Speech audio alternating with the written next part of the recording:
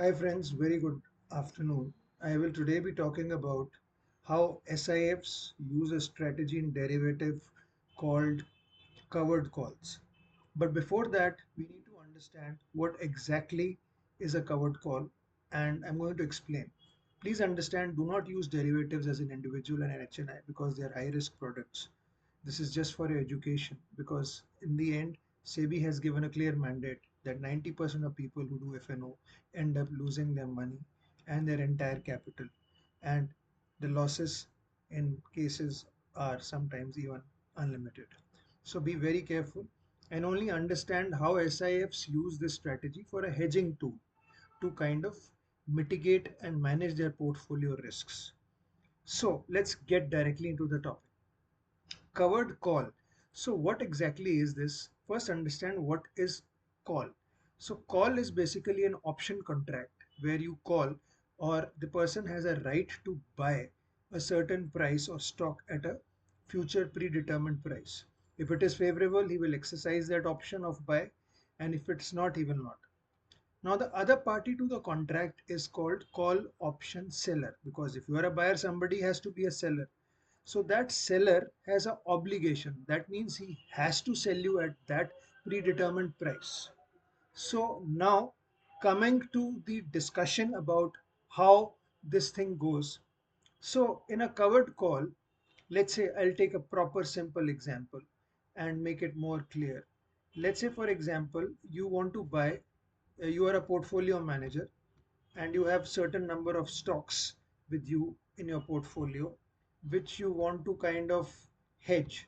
So your strategy is hypothetically, let's say you own 100 shares of a company called, let's say, ABC, and 50 rupees is your price at which you're currently holding this stock in your portfolio, and you want to hedge against downside or upside risk as a fund manager. So the SIF fund manager will use this strategy. So he will sell a call option. That means he will be a seller of call option. That means he will, let's say 1 month down the line, he takes a contract to sell this at 55 rupees.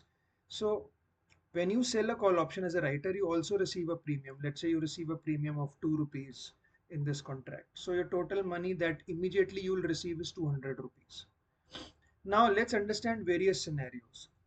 Let's say what happens is, and before that I want to make you understand that all these contracts are delivery contracts, not cash settled in case of stocks and other things. So you have to, on that expiry date, that means 1 month down the line, deliver the stock as an option writer seller to the other party at this predetermined price, which is 55 rupees. So let's say if the scenario is on that 1 month expiry, if that price is 53 rupees, then this option by that buyer will expire worthlessly, and you will be as a option seller able to keep your premium of 200 rupees and also profit from the overall gain in stock price, which is 3 rupees. So the stock price gain of 3 rupees multiplied by the shares and the premium which you keep, which is 200 rupees. Now let's look at another scenario. If the price uh, goes beyond 60 rupees. So for example, what will be the case in that case? In that case, the price will be, you will have to sell your stock because that guy will ask you to exercise the option. So you will have to sell your stock at 55 rupees to that guy.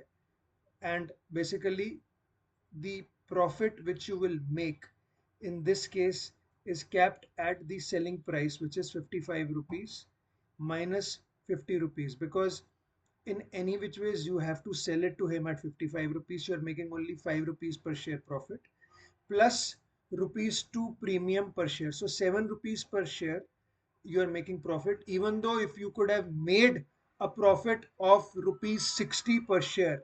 So all these things have to be kept in mind while you decide these kind of strategies. Let's take another scenario. Let's say if the price remains at 50 rupees. So what happens in that case? You own 100 shares.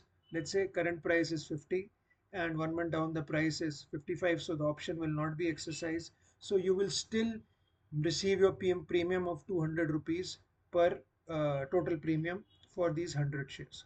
So what is the key takeaway here? Number one, this is used as a hedging strategy to kind of protect the portfolio by the fund manager.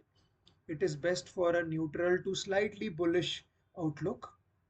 Of course, the risks are you miss a lot of upside if the prices go up, and overall it is a kind of thing which is if you still face downside risk in stock, you will still face, but your downside risk will be protected to the extent of premium that you have received. Here in this case it's 200 rupees for this stock.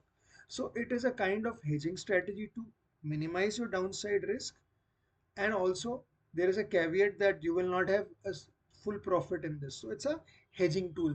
That's how SIFs try to use this particular strategy, and I've just given you a layman example. I hope you would understand this when you do more reading on this.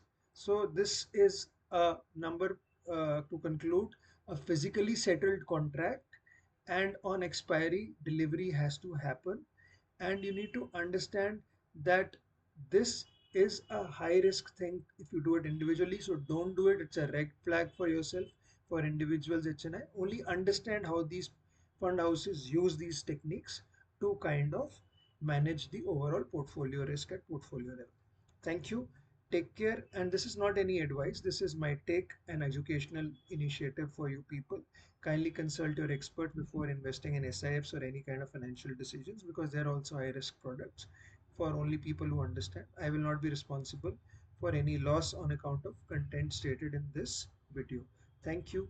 Take care. Bye and have a good day.